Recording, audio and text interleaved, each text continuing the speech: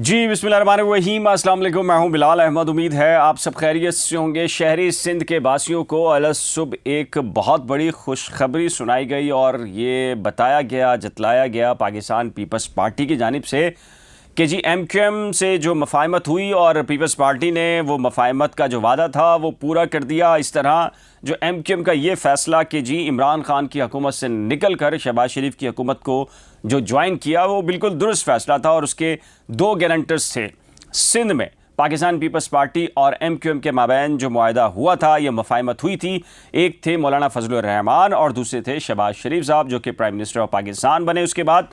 लेकिन MQM को ये शिकवा रहा और आज सुबह जो नोटिफिकेशन निकाले गए उसमें कहने वाले कहते हैं और बताने वाले बताते हैं कि ये एक लॉलीपॉप था।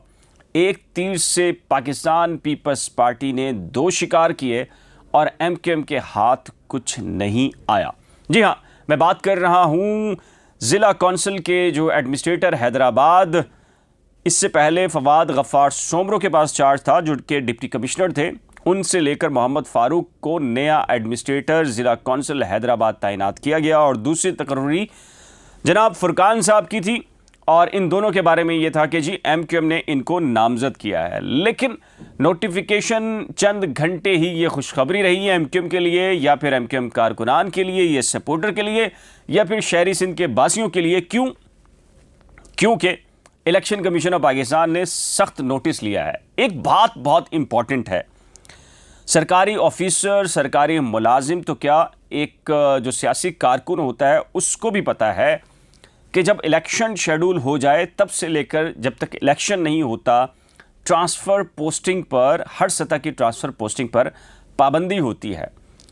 तो क्या MQM की जो क़यादत है उसके इल्म में नहीं था कि ये जो प्रोग्रेस होने जा रही है और ये जो पेशरफ्त होगी ये गैर कानूनी करार पाएगी? और फिर क्या पाकिस्तान पीपल्स पार्टी की कानूनी टीम या फिर क़यादत को इल्म नहीं था कि वो जो तकर्रियाँ और ट्रांसफ़र पोस्टिंग करने जा रहे हैं वो एक गैर कानूनी अमल है? बताने वाले बताते हैं कि इस मर्तबा भी पाकिस्तान पीपल्स पार्टी ने एक तीर से दो शिकार कर लिए। एक तरफ ये नोटिफिकेशन कलअदम हो जाएगा, वापस हो जाएगा, और दूसरी तरफ MQM की ये ख्वाहिश भी पूरी हो जाएगी कि उनके कहने के मुताबिक उन्होंने उनका एडमिनिस्ट्रेटर लगा दिया। मामला क्या है मैं आपको बताता हूँ। मौलाना फजलुर रहमान और शहबाज शरीफ साहब गारंटर थे उस वक्त बने जब आसिफ अली जरदारी और MQM ने एक दूसरे के करीब साथ देने का फैसला किया, इमरान खान की हुकूमत का साथ छोड़ा। MQM के तहफ़्फ़ुज़ात थे कि जी पीपल्स पार्टी ने आज तक MQM या शहरी सिंध के मसाइल को हल नहीं किया और इस दफ़ा भी वो धोखा देंगी। तो मौलाना फजलुर रहमान और शहबाज शरीफ जो प्राइम मिनिस्टर पाकिस्तान बन गए उसके बाद वो गारंटर बने, लेकिन गारंटर्स अब कहाँ हैं कुछ पता नहीं। MQM पाकिस्तान का हाल ये है कि कभी गवर्नर हाउस में गवर्नर सिंध के ज़रिए, कभी मुराद अली शाह, या कभी बराह रास्त आसिफ अली जरदारी, या फिर वफाकी जो वज़रा हैं उनके ज़रिए शहबाज शरीफ साहब को इन्वॉल्व करके बारहा ये याद दहानी कराई है कि उनके मुतालबात पाकिस्तान पीपल्स पार्टी शहरी सिंध के हवाले से पूरे नहीं कर रही। अब जब ये मुतालबात पूरे किए गए तो क्या किया गया है, और बताने वाले बता रहे हैं, कहने वाले कह रहे हैं कि जी ये एक लॉलीपॉप था जिससे पाकिस्तान पीपल्स पार्टी ने एक तीर से दो शिकार किए। कैसे? सबसे पहले नोटिफिकेशन का इल्म हुआ, मीडिया ने खबरें चलाईं। सबसे पहले अली जैदी ने प्रेस कॉन्फ्रेंस की और धुआंधार किस्म के इस तकर्रियों के पड़खच्चे इसलिए उड़ाए कि बिल्कुल कानूनी बात है कि शेड्यूल जारी हो चुका है शहरी सिंध, हैदराबाद, कराची के बल्दियाती इंतखाबात का। अलबत्ता दो मरतबा ज़ाहिर है कि वो भी सिंध हुकूमत की टाल मटोल या MQM की मामलत की टाल मटोल के बायस इलेक्शन मुलतवी हुए हैं। लेकिन 15 जनवरी को ये इलेक्शन तरतीब दिए गए हैं और रीशेड्यूल किए गए हैं। और उसके बाद एक मौक़िफ़ आया जमात इस्लामी का, और अली जैदी ने तो आज हद की है। उन्होंने उज़ैर बलोच की JIT से लेकर जो पाकिस्तान पीपल्स पार्टी के जो क्राइम हैं उनकी दास्तान, और फिर MQM के साथ पीपल्स पार्टी ने मिलकर जो सिंध का हाल किया है, उन्होंने संगीन नौयत की बातें की, इल्ज़ामात किए और वो बातें दोहराई हैं जो इससे पहले दोहरा चुके हैं। आपका वक्त ज़ाया नहीं करूँगा, आपको नहीं बताऊँगा कि जी क्या कुछ कहा है, आपके इल्म में है इससे पहले अली जैदी साहब क्या कुछ कह चुके हैं।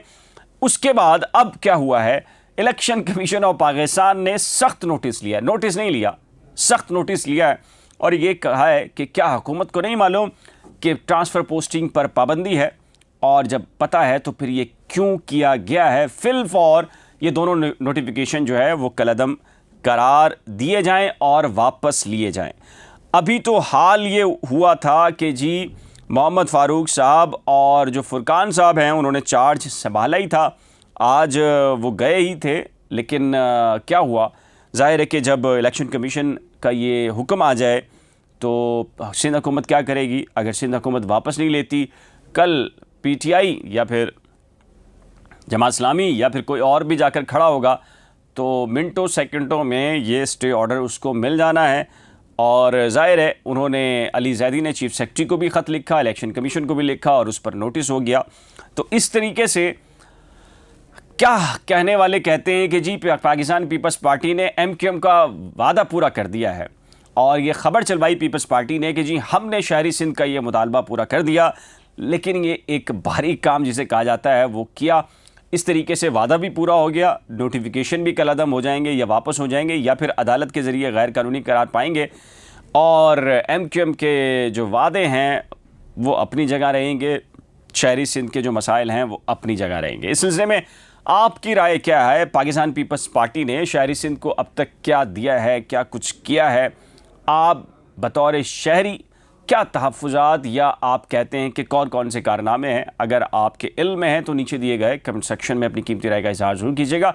एक नए व्लॉग के साथ जल्द मिलेंगे, लेकिन जाने से पहले रिक्वेस्ट है कि अगर आपने करंट अफेयर्स विद बिलाल या नई खोज में से किसी एक को भी सब्सक्राइब नहीं किया तो बराए करम सब्सक्राइब, वीडियो को शेयर, लाइक और बेल आइकन को लाज़िम प्रेस कीजिएगा। खुदा हाफिज़।